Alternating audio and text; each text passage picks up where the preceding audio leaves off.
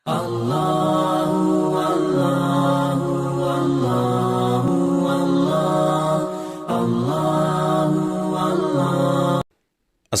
അലൈക്കും വറഹ്മത്തുള്ളാഹി. അൽഹംദുലില്ലാഹ്. അല്ലാഹുമ്മ സ്വല്ലി അലാ സയ്യിദിന മുഹമ്മദിൻ വഅലാ ആലി സയ്യിദിന മുഹമ്മദ്.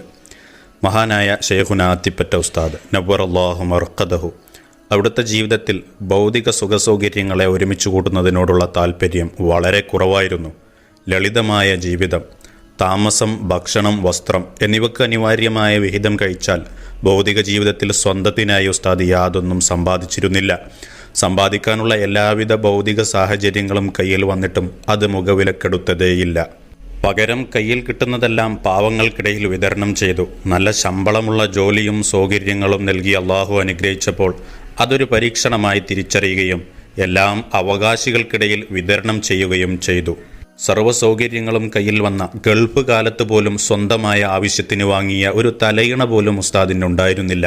താൻ ജോലി ചെയ്തിരുന്ന പള്ളികളിലെല്ലാം ഒരു വിരിപ്പ് തറയിൽ വിരിച്ച് അതിൽ കിടന്നുറങ്ങാറായിരുന്നു പതിവ്. സുന്നി സെന്ററിലായിരുന്നപ്പോഴും വീട്ടിലായിരുന്നപ്പോഴും ഇതുതന്നെയായിരുന്നു അവസ്ഥ. നിലത്ത് അച്ചിപ്പായ വിരിച്ചായിരുന്നു അവിടുത്തെ കിടത്തം. കട്ടിലും കിടക്കയും തീരെ ഇഷ്ടപ്പെട്ടിരുന്നില്ല.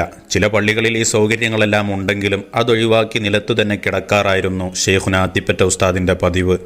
അൽ ഐനിൽ നിയാദത്ത് പള്ളിയിലായിരുന്ന കാലത്ത് നല്ല സൗകര്യമുള്ള ഫാമിലി റൂമായിരുന്നു ഉസ്താദിൻ്റേത്. കാരണം ഔക്കാഫിന്റെ കീഴിലുള്ള ഇമാമാണ് ശൈഖുനാ അത്തിപ്പറ്റ ഉസ്താദ്. പക്ഷേ ഉസ്താദ് അത് അവിടുത്തെ മുഅദ്ദിനായ ബംഗ്ലാദേശിക്ക് വിട്ടുകൊടുക്കും. മുഅദ്ദിനായ ബംഗ്ലാദേശി കട്ടിലിലും ഇമാമായ ശൈഖുനാ അത്തിപ്പറ്റ ഉസ്താദ് നിലത്തുമാണ് കിടക്കാറ്. അയാൾ ഫാമിലിയെ കൊണ്ടുവന്നപ്പോൾ നല്ല സൗകര്യമുള്ള തൻ്റെ റൂം ഉസ്താദ് അദ്ദേഹത്തിന് വേണ്ടി ഒഴിഞ്ഞുകൊടുത്തു. പിന്നെ പള്ളിയിലോ ഒരു സൗകര്യവുമില്ലാത്ത അയാളുടെ ഇടുങ്ങിയ മുറിയിലോ ആണ് ഉസ്താദ് താമസിച്ചിരുന്നത്. മാത്രവുമല്ല, അയാൾക്കും കുടുംബത്തിനും വേണ്ട ഭക്ഷണങ്ങൾ ഉസ്താദ് കൊണ്ടുവന്ന് നൽകുകയും ചെയ്യും. പുറത്ത് പരിപാടികൾക്ക് പോകുമ്പോൾ പലപ്പോഴും അവർക്കുള്ള ഭക്ഷണം വാങ്ങിയാണ് ഉസ്താദ് വന്നിരുന്നത്. ഔക്കാഫ് തനിക്ക് അനുവദിച്ച ഔദ്യോഗിക സൗകര്യങ്ങൾ പോലും മറ്റുള്ളവർക്ക് നൽകി അവരുടെ സുഖസൗകര്യങ്ങൾ അന്വേഷിക്കാനാണ് ഉസ്താദ് കൂടുതൽ താല്പര്യം കാണിച്ചിരുന്നത്. ഗൾഫിൽ വലിയ ജോലിയും ശമ്പളവും ഉണ്ടായിട്ടും സ്വന്തമായി യാതൊന്നും ശൈഖുനാ അത്തിപ്പറ്റ ഉസ്താദ് സമ്പാദിച്ചില്ല. എല്ലാം പാവങ്ങൾക്ക് ദാനം ചെയ്തു. അവിടെ സ്വന്തമായി ഒരു മേശയോ അലമാരയോ കിടക്കാൻ കട്ടിലോ ഉണ്ടായിരുന്നില്ല. ഇക്കാര്യം പിന്നീട് ഉസ്താദ് തൻ്റെ ശിഷ്യന്മാരോട് പറഞ്ഞിരുന്നു.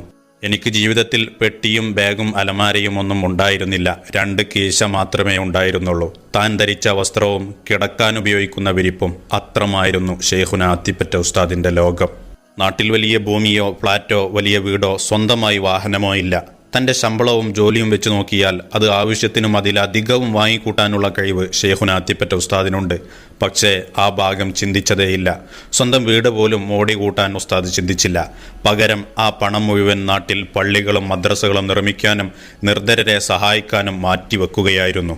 അതേസമയം ഒരു അതിഥി ശൈഖുനാ അത്തിപ്പറ്റ ഉസ്താദിൻ്റെ അരികിൽ വന്നാൽ അയാൾക്ക് എല്ലാ സൗകര്യങ്ങളും ചെയ്തു കൊടുക്കുമായിരുന്നു. അതിൽ ഒരു കുറവും വരുത്തുമായിരുന്നില്ല.